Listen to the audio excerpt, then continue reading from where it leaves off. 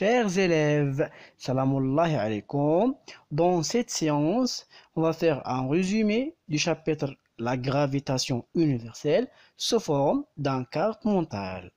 Donc, dans ce chapitre, on a trois parties essentielles. La première partie, c'est que échelle des longueurs dans l'univers. Deuxième partie, c'est loi d'attraction universelle. La dernière partie, c'est l'apesanteur. Dans la première partie, on a quatre éléments. Le premier élément, unité internationale de la longueur, bien sûr. Donc, deuxième chose, ils sont multiples du mètre. Troisième, dimension astronomique. La dernière, écriture scientifique et ordre de grandeur. Deuxième partie, loi d'attraction universelle. Première des choses, l'énoncé de cette loi. Deuxième des choses, on a l'expression mathématique de la loi. Pour la pesanteur, on a deux choses, la signification du poids d'un corps et l'intensité du champ de pesanteur. Voilà, c'est ça l'essentiel, principalement dans ce chapitre. Voilà, donc on passe à les détails de ces éléments. Donc, pour la premièrement, on a quoi? Donc, échelle des longueurs dans l'univers. Pour l'unité internationale de la longueur, on a, c'est le mètre. Voilà, le mètre. Symbole, c'est le M. M, bien sûr, minuscule. Pour multiples, ils sont multiples de mètres. On a deux choses. On a échelle usuelle et échelle pour les grands et les petites distances. Pour l'échelle usuelle déjà vu en primaire aussi au collège, mais le فرق اللي عندنا هنا هو كنديرو 10 à la puissance. Deux exemples pour les sons multiples, un exemple pour les multiples. Par exemple, مثلا multiple 1 km 10 à la puissance 3 mètres. Pour le centimètre, un centimètre 10 à la puissance moins 2 mètres.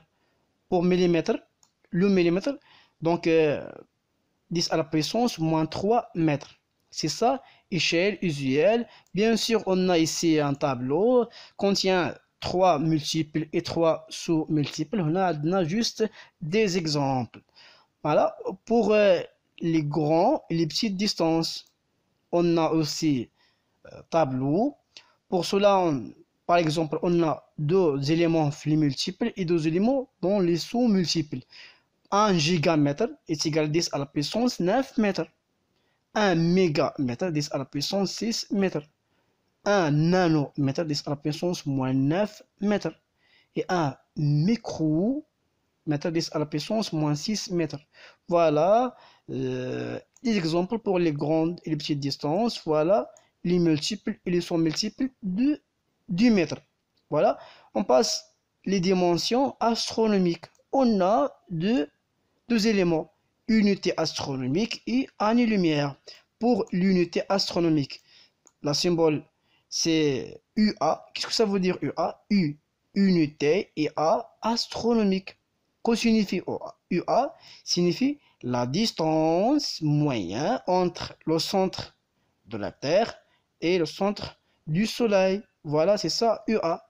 Tel que 1 UA est égal à 1,5 10 à la puissance 11 mètres. Voilà. On passe à l'année-lumière. Qu'est-ce que ça veut dire que l'année-lumière? C'est AL. A, année, et lumière, L. Voilà. Que signifie? Signifie la distance parcourue par la lumière dans le vide pendant une année. Voilà, c'est ça, l'année-lumière. Tel que 1 AL est égal à 9,47 10 à la puissance 15 mètres. Ces deux unités كنستعملوهم في les grandes distances dans les planètes.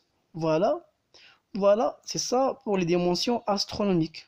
On passe à l'écriture scientifique et ordre de grandeur. Bon, l'écriture scientifique كتكتب على هذا الشكل sous la forme A multiplié par 10 à la puissance n, tel que A, c'est un nombre décimal compris entre 1 et 10. 1 est égal et 10 inférieur strictement. En effet, il contient la virgule. Et n, nombre entier relatif. C'est un nombre entier, c'est-à-dire il n'y a pas la virgule, et relatif peut être positif et négatif. Bon, pour A, on a deux cas pour l'ordre de grandeur. Si A est inférieur strictement à 5, l'ordre de grandeur c'est que 10 à la puissance n. Et si A supérieur ou égal à 5, l'ordre de grandeur c'est 10 à la puissance n plus 1. On ajoute 1. Pourquoi? Parce qu'on a donc, bien dans le cas où A supérieur ou égal à 5. C'est ça l'ordre de grandeur. Voilà. On passe à la deuxième partie, c'est la loi d'attraction universelle. Première des choses, l'énoncé de cette loi.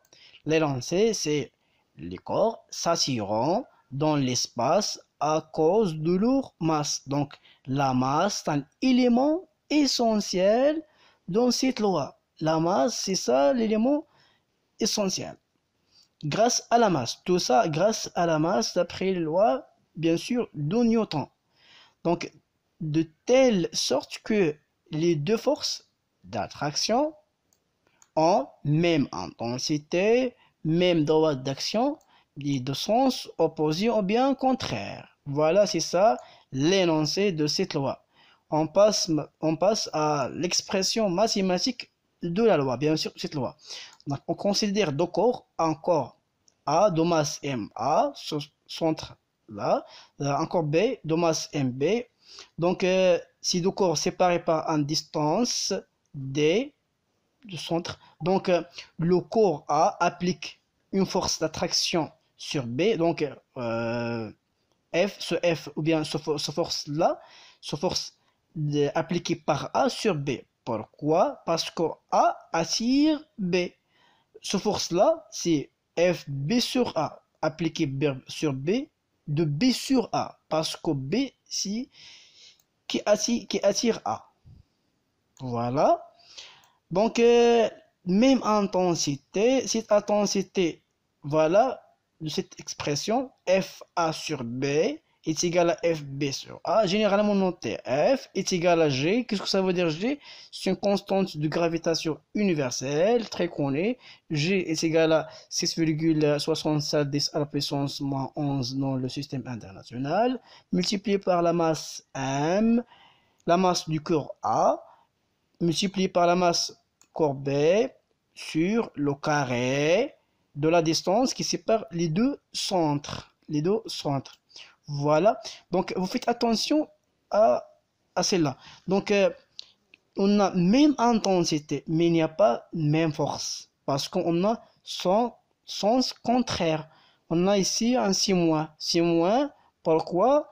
Parce qu'on a un sens opposé ou bien sens contraire. Donc, FA sur B sous forme d'un force est égal à moins FB sur A. Voilà, c'est ça la différence entre l'intensité et la force. On passe à la dernière des choses, la pesanteur. La pesanteur, on a la signification du poids d'un corps. Donc, le poids P, déjà vu, poids, est égal à M fois G. Et la force de gravitation, c'est ça la force de gravitation F. Donc, le poids est égal à la force gravitationnelle, mais à condition si on néglige l'action centrifuge de la Terre à cause de sa rotation à lui-même. Voilà, le poids est égal à la force gravitationnelle, mais à condition là. Voilà, on passe à la dernière des choses, l'intensité des champs d'opposanteur. Donc, l'intensité des champs d'opposanteur, on a deux cas. Le premier cas, à l'altitude h, voilà, voir la figure, on a par exemple la Terre et un satellite artificiel à hauteur h. Voilà, c'est ça la pesanteur G, noté généralement GH, est égal à G fois MT sur RT plus H, le tout au carré, l'expression de H de G au niveau en hauteur h. La deuxième des choses, on peut aussi calculer l'intensité du pesanteur, mais au sol ou bien au niveau terrestre. Voilà la figure. Ce corps-là au niveau de surface de la Terre. Voilà, c'est ça. La différence entre ça et ça, c'est le H. Le H ici est égal à, de la deuxième cas, est égal à 0.